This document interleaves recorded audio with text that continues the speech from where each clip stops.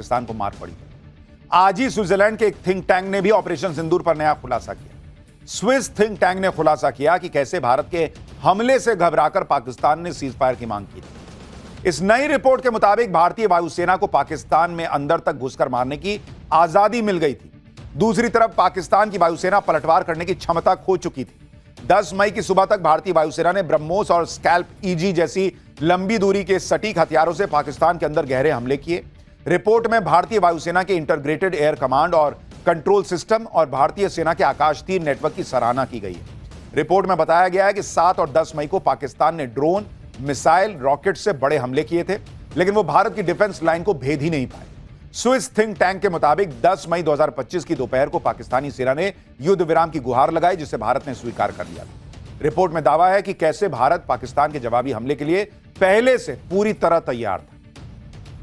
यानी यह पहली रिपोर्ट नहीं है, अलग अलग देशों की थिंक टैंक की रिपोर्ट बता रही है कि भारत ने पाकिस्तान को फोड़ के रख दिया था, जबकि झूठा पाकिस्तान एक सबूत नहीं दे पाया कि हमने S-400 फोड़ दिया था और यह कर दिया था। झूठे, ये राफेल गिरा दिया, वो गिरा दिया। भारत की सैन्य ताकत के डर से पाकिस्तान ने सरेंडर किया था, इस पे तो अनगिनत रिपोर्ट आ गई और सीज फायर की गुहार भी उसी ने लगाई थी, ये भी रिपोर्ट आ गई। 47 पेज की इस रिपोर्ट का टाइटल है operation Sindoor, the India Pakistan air war 7 to 10 मई 2025। इसे स्विट्जरलैंड के centre for military history and perspective studies यानी CHPM ने तैयार किया है। इसे भारत के बाहर तैयार की गई रिपोर्ट में सबसे डिटेल्ड माना जा रहा है। आज परेड में भारत की भविष्य की तैयारियों की भी झलक दिखी। कर्तव्य पथ पर मार्च कर रहे सिख लाइट इन्फेंट्री रेजिमेंट की भैरव बटालियन को देखा गया। इस भैरव बटालियन की बदलती जरूरतों के मुताबिक ही इसे हाल में बनाया गया। यानी आज रिपब्लिक डे के दिन भारत ने अपनी सैन्य ताकत, अपनी आर्थिक ताकत, अपनी कूटनीतिक ताकत सब एक साथ दिखाई और यही इस देश में पिछले 11 साल में नरेंद्र मोदी ने किया है, इस ताकत को बढ़ाया है। लेकिन फिलहाल अगला चैप्टर, एक ताकत जो हिंदुओं को एकजुट करने की नरेंद्र मोदी ने जुटाई थी, क्या उस ताकत को खुद बीजेपी कमजोर कर रही है? जो कांग्रेस ने मुसलमानों के लिए किया वही मोदी ने ओबीसी के लिए कर दिया क्या? क्यों कोहराम मचा है? एक है तो सेफ है, तो फिर हिंदू को बांटने का आरोप क्यों लग रहा है? यूजीसी का नया नियम बदलेंगे क्या पीएम मोदी? अब इसका चैप्टर देखिए। यूजीसी के नए रेगुलेशंस को लेकर इस वक्त भयंकर बवाल मचा हुआ है देश में, सोशल मीडिया पर खास तौर पर। पहले से ही कई दिनों से लोग इस पर खूब लिख रहे हैं सोशल मीडिया पर, लेकिन अब यह बवाल सोशल मीडिया से धीरे धीरे सड़क पर आता दिख रहा है। और इस वक्त की स्थिति यह हो गई है कि यूजीसी के नियमों को लेकर सामान्य वर्ग में जो आक्रोश है वो बढ़ता चला जा रहा है। जनरल कैटेगरी में जो आक्रोश है वो अब कई जगहों पर सड़क पर प्रदर्शन के तौर पर दिखने लगा है और इसके विरोध में कुछ जगहों पर इस्तीफे होने लगे हैं। इसमें सबसे ज्यादा चर्चा यूपी के एक ब्राह्मण अधिकारी की हो रही है, जिसने यूजीसी के नए रेगुलेशन के विरोध में सिटी मजिस्ट्रेट के अपने पद से इस्तीफा दे दिया है। इस ब्राह्मण अधिकारी ने क्या कहते हुए इस्तीफा दिया, कैसे सामान्य वर्ग के लोगों में यह आक्रोश है कि यूजीसी के नए नियमों में उनके बच्चों को कॉलेजेस में, यूनिवर्सिटीज में, शिक्षण संस्थानों में गलत तरीके से निशाना बनाया जा सकता है। कैसे यह आरोप लग रहा है कि नियमों से सामान्य वर्ग के बच्चों को मौत के मुंह में धकेल रहे हैं क्या? जहां उनके खिलाफ कोई भी झूठी शिकायत कर देगा तो उनका पूरा करियर तबाह हो सकता है।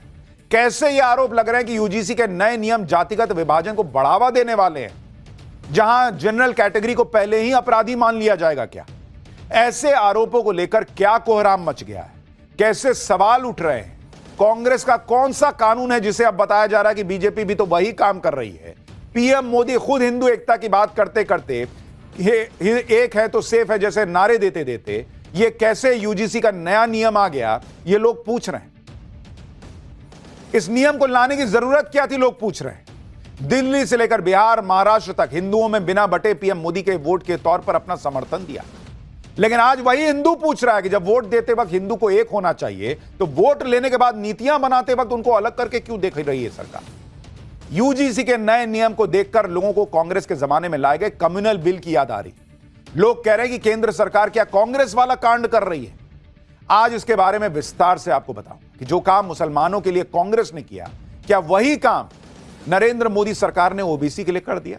और कैसे जबरदस्त कोहराम मचा है इस पर। जब यह कोहराम मचा है तो क्या यूजीसी के नए नियम नरेंद्र मोदी बदल देंगे? इस सब के बारे में बात होगी आज। यूजीसी के नए नियमों के खिलाफ अब तक सोशल मीडिया पर बोला जा रहा था, लेकिन अब खुलकर विरोध होने लगा है। देश के अलग अलग शहरों में सामान्य वर्ग के लोग और संगठन इसके विरोध में उतरने लगे। ये तस्वीरें यूपी के सिद्धार्थनगर की हैं, जहां लोग प्रोटेस्ट कर रहे हैं। इसी तरह से कानपुर में भी यूजीसी के नए नियमों को लेकर जमकर विरोध है। लोग प्रोटेस्ट मार्च निकाल के अपना विरोध दर्ज करा रहे हैं। यूजीसी के नए नियमों के विरोध में कई संगठन भी शामिल हो गए हैं। करणी सेना के लोगों ने भी इसका विरोध किया है और सरकार से नए नियमों को वापस लेने की मांग की। यह आक्रोश धीरे धीरे ही सही लेकिन बढ़ता जा रहा है, क्योंकि अब इस्तीफे भी होने लगे। आज सबसे ज्यादा चर्चा यूपी के एक ब्राह्मण अधिकारी की है, जिसने यूजीसी के नए नियमों के विरोध में पद से इस्तीफा दे दिया। यूजीसी के नए नियमों के विरोध में बरेली के सिटी मजिस्ट्रेट अलंकार अग्निहोत्री ने इस्तीफा दे दिया। अलंकार अग्निहोत्री 2016 बैच के पीसीएस अधिकारी हैं। यूजीसी के नए नियमों से अलंकार अग्निहोत्री बहुत नाराज थे। राज्यपाल और डीएम को अपना इस्तीफा भेज दिया। अलंकार का कहना है कि यूजीसी के नए नियम सामान्य वर्ग के खिलाफ हैं और इसका दुरुपयोग होने की आशंका है। एक बार उनको सुनिए, फिर इन नियमों में ऐसा क्या है कि इतना विरोध हो रहा है, इतना गुस्सा है, आपको समझाऊंगा। यूजीसी का जो रेगुलेशन अभी आया है, जो 13 जनवरी का जो बजट है भारत सरकार का, उसमें सामान्य वर्ग के जो विद्यार्थी हैं, वो जो यूनिवर्सिटी में, उनको स्वघोषित अपराधी मान लिया गया है। उनके विरुद्ध समता समिति के माध्यम से शिकायत दर्ज कराई जाएगी। और आपके जो बेटे बेटियां हैं, यदि बेटी है तो उसका शारीरिक शोषण समता समिति के माध्यम से फर्जी शिकायतों का निस्तारण करने के दौरान किया जा सकता है। अगर आपका बेटा प्रतिभावान है तो कोई भी आप पे एक फर्जी शिकायत डाल सकता है और आपके पूरे बेटे का भविष्य बर्बाद कर सकता है। समता समिति के सदस्य जो उनका शोषण कर सकते हैं। यानी लोगों की चिंताएं बढ़ रही हैं कि ये जो नया नियम आया है वो जनरल कैटेगरी के जो बच्चे बच्चियां हैं उनका करियर तो नहीं बर्बाद कर देगा।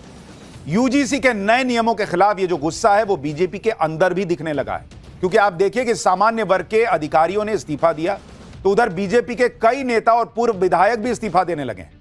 लखनऊ में बीजेपी के 11 पदाधिकारियों ने इस्तीफा दे दिया है। ये सभी नेता बीकेटी विधानसभा क्षेत्र के हैं। यहां से बीजेपी के योगेश शुक्ला विधायक हैं। यानी बीजेपी के अंदर भी विरोध बढ़ रहा है। जब समाज में गुस्सा है, अधिकारियों में गुस्सा है, खुद बीजेपी के अंदर गुस्सा फूटने लगा है, तो सवाल पूछा जा रहा है कि सरकार क्या कर रही है, सरकार के लोग क्या कर रहे हैं। वो आपको आगे दिखाऊंगा, लेकिन पहले यह समझ लीजिए कि आखिर यूजीसी के नए नियमों में ऐसा है क्या जिसको लेकर इतना कोहराम मच रहा है।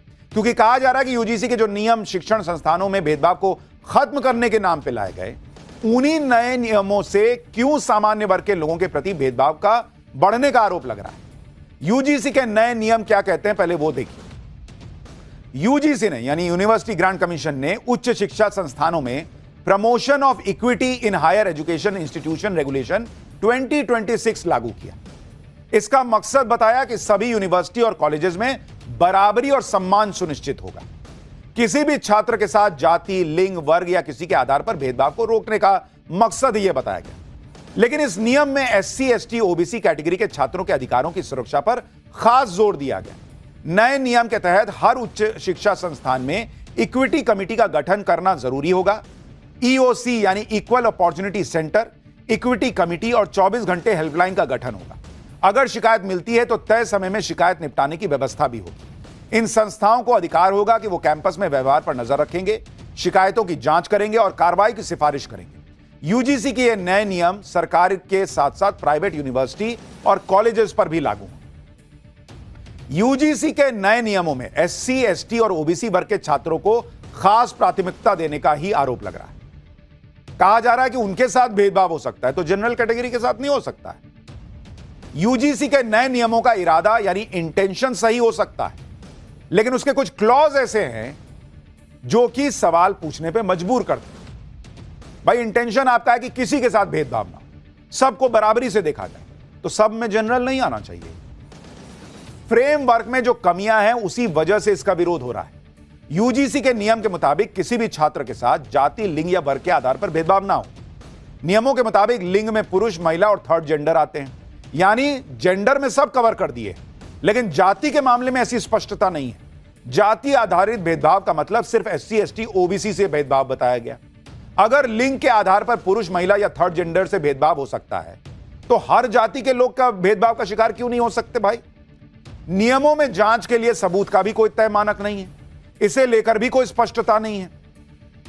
आरोप लगाने वाले को साबित नहीं करना है कि भेदभाव हुआ है, बल्कि जिस पे आरोप लग रहा है वो साबित करेगा कि मैं निर्दोष हूं। अरे, ये क्या बात हुई बॉस? भेदभाव का आरोप अगर गलत साबित हुआ तो आरोप लगाने पर जुर्माना या एक्शन का भी कोई प्रावधान नहीं है। मतलब अगर पता चला कि आपने झूठे आरोप लगा दिया, किसी को फंसाने के लगा दिया, तो आप पे कुछ एक्शन हो सकता है, वो प्रावधान ही नहीं है। तो भाई आपने तो कोई कुशन ही नहीं दिया है कि भाई झूठा आरोप कोई ना लगाए। पहले से SC ST एक्ट लागू ही था, अब यूजीसी के नए नियमों में ओबीसी वर्ग को भी सुरक्षा दे दी गई, जबकि इसी देश में JNU जैसी यूनिवर्सिटी में ब्राह्मण विरोधी नारे लगते आए हैं। क्या वो भेदभाव की कैटेगरी में नहीं आता है? तिलक, तराजू और तलवार, इनको मारो जूते चार, ये जनरल कैटेगरी के साथ भेदभाव में नहीं आता है? यानी इस पूरे नियम में दो बड़े प्रश्न खड़े हो रहे हैं कि भाई एक तो जनरल कैटेगरी को क्यों नहीं रखा, और फर्जी शिकायत होगी तो उसके खिलाफ कुछ एक कुशन क्यों नहीं दिया, एक प्रोटेक्शन लेयर क्यों नहीं दिया कि कोई फर्जी शिकायत करेगा तो उस पर कड़ा एक्शन होगा। यूजीसी के नए नियमों में जनरल कैटेगरी के लिए कोई राहत ही नहीं है। एक तरीके से मान लिया गया कि जनरल कैटेगरी के छात्रों से भेदभाव हो ही नहीं सकता, यही भेदभाव करेंगे। और दूसरी बात यह कि जनरल कैटेगरी के छात्रों को हमेशा डर के साए में रहना पड़ेगा, क्योंकि भाई अगर किसी ने लगा दिया कोई झूठा आरोप तो एक तो उसको डर नहीं होगा कि भाई झूठा लगा रहे हैं तो फंसेंगे तो क्या होगा, और दूसरी बात जिस पर लग रहा है उसको साबित करना कि भाई मैंने ऐसा नहीं किया है, लगाने वाले को साबित नहीं करना है। अब यही लोगों की चिंता का विषय बन रहा है। ऐसा नहीं है कि हर SC ST OBC गलत ही आरोप लगाता है, उनके साथ कुछ गलत नहीं हुआ, इस देश में हुआ है, लेकिन इसका मतलब यह नहीं है कि आप जनरल कैटेगरी के साथ कुछ गलत नहीं हुआ यह मान के चले, या उनके साथ उन पर गलत आरोप लग सकता है यह भी मान लें। यूजीसी के नए नियमों का दुरुपयोग होने की आशंका जनरल कैटेगरी को सता रही है। आप देखिए, जनरल कैटेगरी के छात्रों से नए नियमों की धमकी देकर कोई भी काम कराया जा सकता है, लोग सोशल मीडिया पर लिख रहे हैं। जनरल कैटेगरी के छात्रों के साथ अत्याचार बढ़ने की आशंका है, लोगों को लगता है सोशल मीडिया पर। किसी भी फर्जी केस में फंसाने का डर हमेशा सताता रहेगा उनको। उच्च शिक्षा संस्थानों में राजनीति बहुत ज्यादा बढ़ जाएगी, पढ़ाई की जगह कॉलेज में जातिवाद बढ़ेगा, छात्रों के बीच जाति आधारित दूरियां बढ़ सकती हैं। भाई आप देखिए ना, आप कह रहे हिंदू एक है तो सेफ है, जब एक है तो सेफ है ये है, तो फिर उसको अलग अलग देख क्यों रहे हैं आप? कल को भाई दोस्ती कैसे होगी? मां बाप तो डर के मारे समझा के भेजेंगे भाई दूर रहना, कल को किसी से कुछ कह दिया तो कांड हो जाएगा। आप क्या चाहते हैं? कॉलेज में, यूनिवर्सिटीज में लोग एक दूसरे से दोस्ती करने के पहले यह चेक करें कि तुम जनरल हो, कि तुम ओबीसी हो, या तुम SC ST हो? यह चाहता है यूजीसी। इसी वजह से लोग कह रहे हैं कि यूजीसी के नए नियम हिंदुओं को बांट रहे हैं। SC ST OBC और सामान्य वर्ग के बीच दूरियां इससे बढ़ सकती हैं।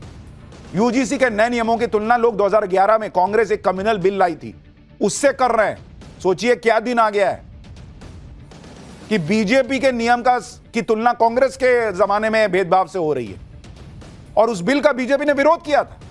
उस बिल में दंगे की स्थिति में अल्पसंख्यक को पीड़ित और बहुसंख्यक को दोषी पहले से मान लिया गया था। अरुण जेटली, बीजेपी, सबने तब विरोध किया था कि अरे आप ऐसे कैसे मान लिए कि अल्पसंख्यक हमेशा विक्टिम ही होगा और बहुसंख्यक हमेशा प्रताड़ित करने वाला होगा या हिंसा करने वाला होगा।